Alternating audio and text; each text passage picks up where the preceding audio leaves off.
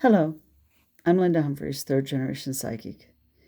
I have not done a speech yet on the experiences of my Scotland and my Ireland trip. But today,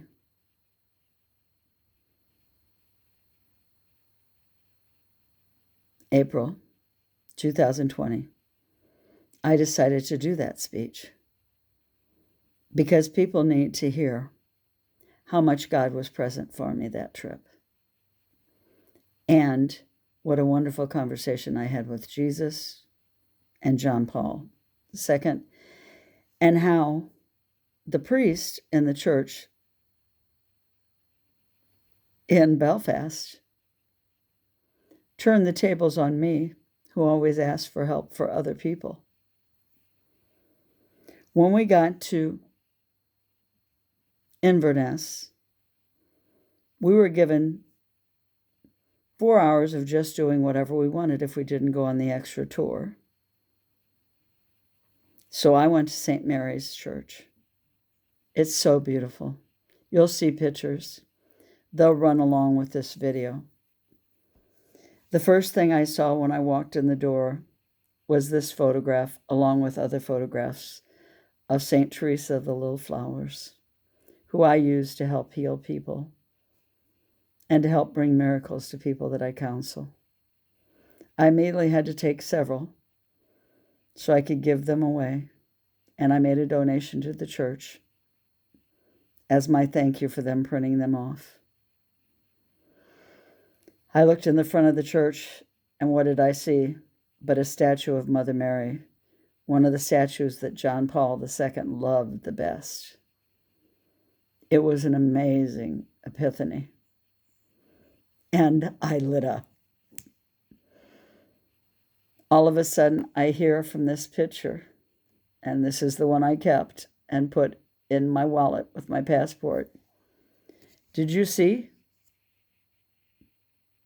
The younger statue of Jesus has the flowers Patti LaBelle gave you at the last concert you went to see her at, where she talked to you. I was amazed because it was October and it was cold in Scotland. Sure enough, the lilies that Miss Patty gave me for my last trip to Kansas City she switched up the songs she sang, and I did amazing things for the little girls the next day that I talked to. The lilies were there. As I walked over, I heard Jesus say, "Salome, Salome." And I went, "Yes." He said, "Do you like your lilies?" And I went, "They're amazing." I said, "They remind me of when Patty gave me the lilies, and then she sang her last two songs, The Winter and You, that she sang to me when she saved my life, and then You Are My Friend." And then I counseled those two little girls that were starving themselves and cutting themselves like I was starving myself when Patty saved my life. And he said, "Yes." He said, "We have a long conversation to do. Are you wanting to stand the whole time?" And I said, "If I have to, I will." He said, "Well, it's 2.5 hours worth." I kind of backed up and I looked at him. He said, "Or you can walk down there and kneel while I talk to you." And I could see the hand move on the statue pointing to go downward towards the front of the church. As I walked, I saw a beautiful statue of him with his hands held out with the stomata marks in it, with the heart out. And the face had his eyes. The coloring was wrong of the skin, but it always is. As I knelt, for the first hour, I asked about my family. Gino, Gina, Val, Rob, all the boys, other family, Carol, Caroline, Kathy, a real family that's related to me physically, about my daughter, Meredith, other daughter, Carol, about Aaron, about Linda, Aaron's real mother. I asked about a lot of people. The hour went by real fast. Second hour, I asked about clients I had just met, clients with cancer,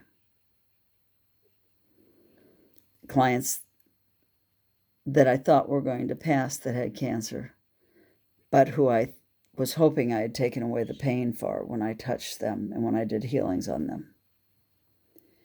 I asked about clients that had lost people. Another hour went by. All of a sudden, I heard him say, "Salome, are you ever going to ask about you? Don't you have surgeries coming up on your eye? On that eye also? What about your kidneys? You were worried about them on the way over here. You were even going to skip eating whatever the doctor told you to eat." I was pretty thrilled. So the next half hour, I asked, and I cried, and I got upset because I knew how bad the kidneys were. And I knew that I'd ask Mother Teresa the little flowers. And I knew that I was changing my diet. And I knew that I'd given up soda a long time ago. But I also knew that the one diet I was on was no good. It was hurting my kidneys, and it was given to me by a doctor. So I was kind of afraid that I'd done more damage than good, and that quitting that diet might not have been enough. He assured me the kidneys would be okay. When I thanked him, after we talked about older times, way back, and what I wanted as my mission now, I stood up and looked him in the eye and said, "I hope you're not upset about how many pictures I took, but nobody will believe how real you were and that you really talked to me." And he said, "I think you need to go take pictures of Mom Mary. Mother Mary is up there." And when I walked up as far as we could walk, because they had it blocked off, my camera took some excellent pictures of her. The statue was marvelous. I went to leave. Clunk, clunk, clunk on that old door. I couldn't get out. I went over to where the parishioner's door was to go over to the church. Couldn't get over to the church area where they had their office. So I dialed the number to the church on my cell phone, and I got told that I hadn't yet talked to John Paul, who was right above me in stained glass.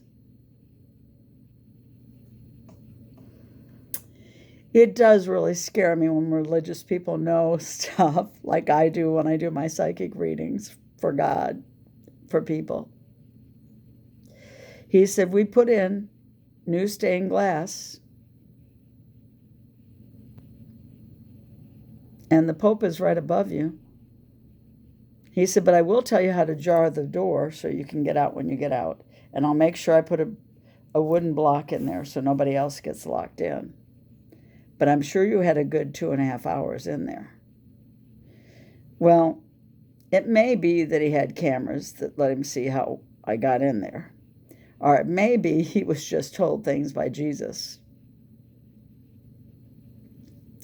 So I looked straight up And sure enough, above me was a panel of Carol before he was Pope, and one of him as Pope. He and I talked, and we talked, and we talked. An hour later, after we talked about how he was so proud of me for coming to Italy, he loved the fact that I didn't doubt the young lady at the Vatican who he talked to and gave messages to for me,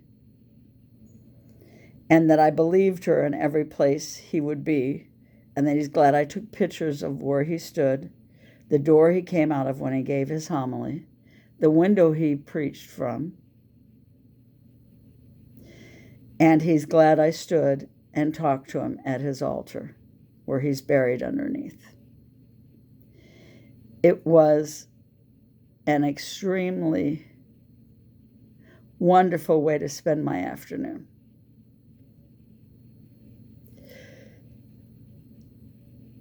Again, getting to talk to the man I talked to on my trip to Italy, and who I love, and who I served.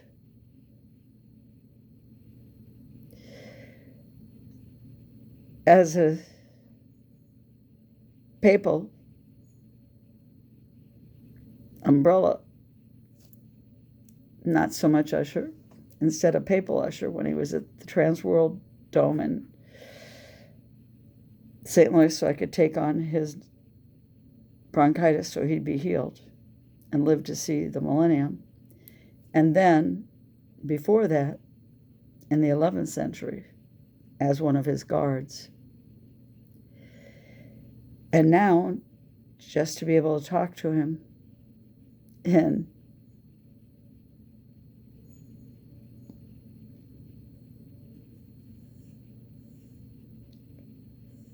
last year in a church that was sacred to me. So I left, went back to the hotel, totally elated. Had to go eat with everybody. I ate in an Indian restaurant with a Native American Indian lady, Anita.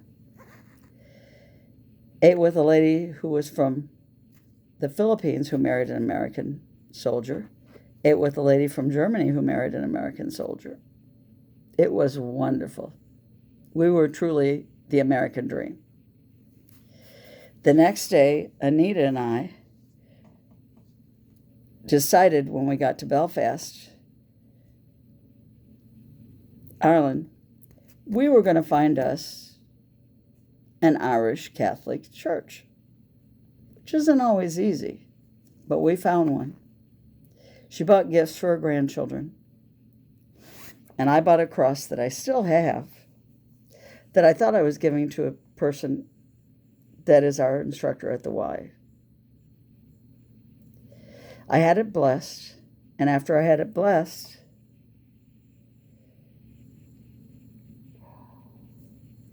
the priest said, "Excuse me, you're not going anywhere."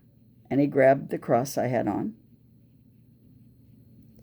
And he said, "I have to bless you for all that you do for all the people around you.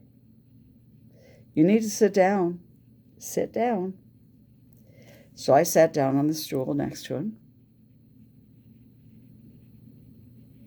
Anita said, "Take your time." So for 35 minutes, the first part was talking about Gina, Gino, Val, all the people I had named that were my family. That were friends of mine that I've adopted as family. He said, "You know, you're not done yet. It's time we pray for you." He put his hands above both my eyes, and he said, "We are asking for clear sight for Linda. She can see clear for other people, with her gifts. She has saved them from losing their jobs when the brewery in St. Louis went out of business, and I did not tell him where I was from, or that I saw that Anheuser-Busch was being bought out, and saved people from losing their jobs. She can see when banks are closing. I did not tell him about that either, and save people from losing their jobs. Let's let her physically see with her eyes by the surgery she is having. And then he put his hands down as if he was sending me energy to my back. And he said, and let's get rid of the toxins that are hurting her kidneys. By the time he was done, my nose was running from crying. I was crying cool. I was going like this. I was crying real cool. But I was crying. I thanked him. I offered to pay him £5. He said, no, we should be paying you, because you do things for free for people and don't ask. This is God's way of paying you. This whole weekend was God's way of paying you. Speaking to Jesus and John Paul II was God's way of paying you. I said, bless you. Thank you. So I'm going to say to you right now, the pictures you will see will be overwhelming. You can tell Jesus was there.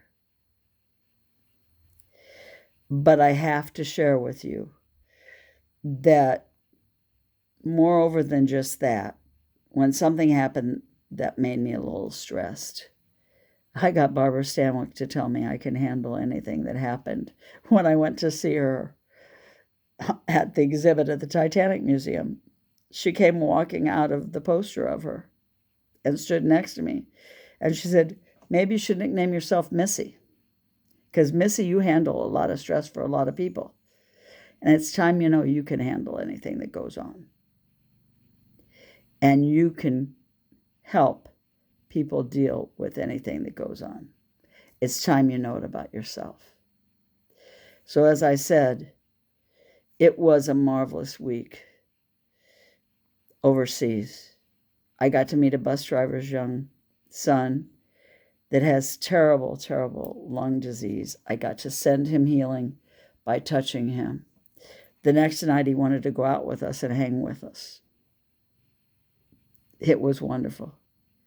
So I thank God for that experience.